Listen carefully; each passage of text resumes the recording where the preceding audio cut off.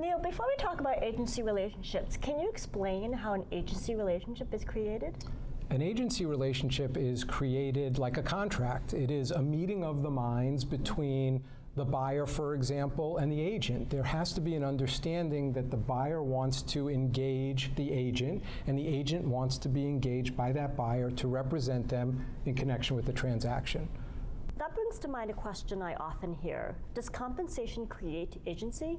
Compensation does not create an agency relationship. So, for example, it's not uncommon for a buyer's agent to be representing the buyer, yet be paid by the seller.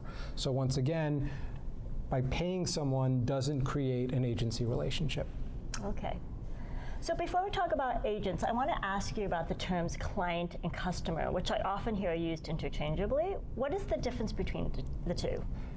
The terms client and customer are actually colloquial.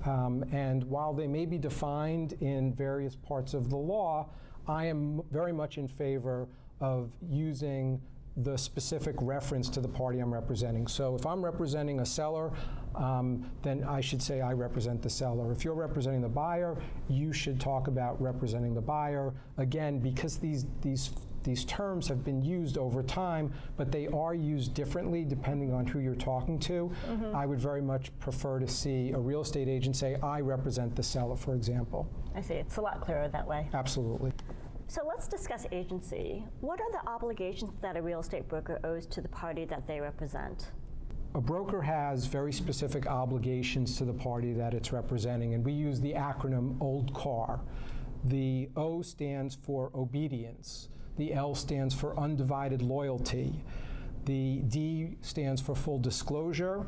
The C, confidentiality. A, duty to account.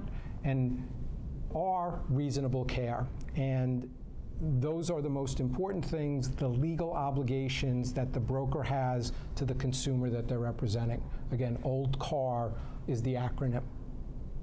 So in addition to these duties that a broker owes to the party they represent, do they owe anything to the other parties in the transaction? Yes, a broker owes, in addition to the obligations that they owe to the party they're representing, they owe obligations to the other party.